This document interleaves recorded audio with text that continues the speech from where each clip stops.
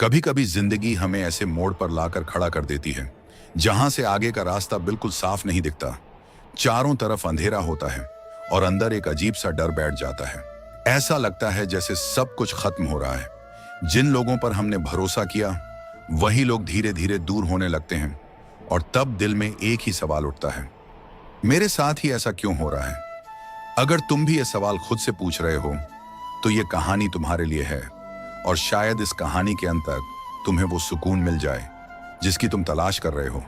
महाभारत के युद्ध का वो दृश्य याद करो जहां एक तरफ पूरी कौरव सेना खड़ी थी और दूसरी तरफ पांडव। लेकिन असली युद्ध सिर्फ मैदान में नहीं हो रहा था, असली युद्ध अर्जुन के अंदर चल रहा था। अर्जुन जो एक महान योद्धा थे, जिन्होंने कभी किसी से डरना नहीं सीखा, आज वही अर्जुन अपने ही विचारों से हार रहे थे। उनके सामने उनके गुरु द्रोणाचार्य थे, उनके पितामह भीष्म थे, उनके अपने रिश्तेदार थे। और तभी अर्जुन का दिल भर आया, उनके हाथ कांपने लगे, उनकी आंखों में आंसू आ गए और उन्होंने अपना गांडीव धनुष नीचे रख दिया। उन्होंने श्री कृष्ण से कहा, मैं ये युद्ध नहीं लड़ सकता, मैं अपने ही लोगों को कैसे मार सकता हूं?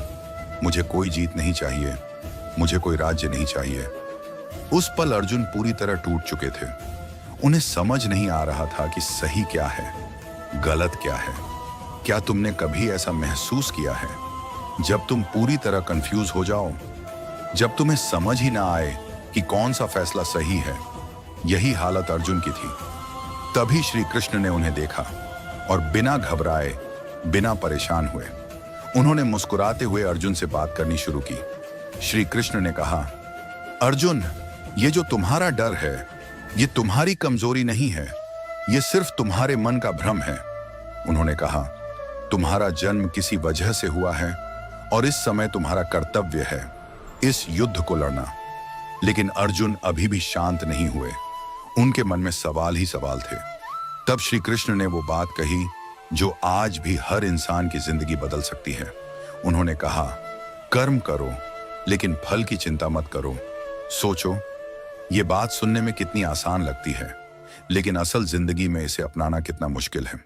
हम हर काम करते समय ये सोचते हैं कि क्या होगा अगर मैं फेल हो गया तो, अगर लोग हंसेंगे तो, अगर मुझे सफलता नहीं मिली तो, और यही डर हमें रोक देता है।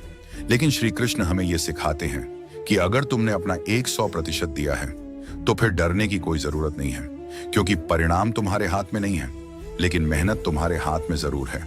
आज तुम जिस भी परेशानी से गुजर रहे हो, शायद वो इसलिए नहीं है कि तुम कमजोर हो, बल्कि इसलिए है क्योंकि जिंदगी तुम्हें मजबूत बनाना चाहती है।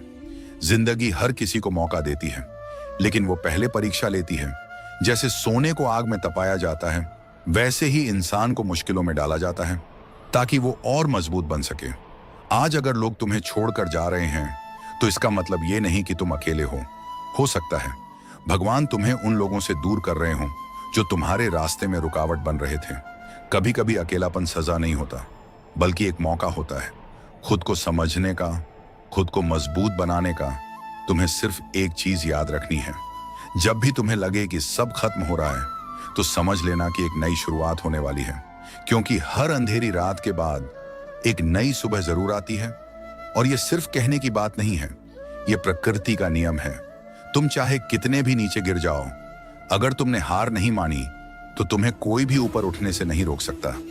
श्री कृष्ण ने अर्जुन से कहा था, डर को अपने ऊपर हावी मत होने दो। और आज वही बात तुम्हारे लिए भी है। डर लगेगा, दर्द होगा, लोग बातें करेंगे, लेकिन तुम्हें रुकना नहीं है, तुम्हें बस चलते रहना है। क्योंकि जो इंसान मुश्किल समय में भी हार नहीं मानता, वही असली विजेता बनता है। एक दिन आएगा जब लोग तुम्हारी कहानी सुनेंगे और कहेंगे, इस इंसान ने हार नहीं मानी। और उस दिन तुम्हें समझ आएगा कि आज जो दर्द तुम सह रहे हो वो बेकार नहीं था। इसलिए खुद पर भरोसा रखो, भगवान पर भरोसा रखो और अपने कर्म करते रहो, क्योंकि श्री कृष्ण हमेशा उन्हीं का साथ देते हैं जो सच्चे दिल से मेहनत करते हैं और कभी हार नहीं मानते।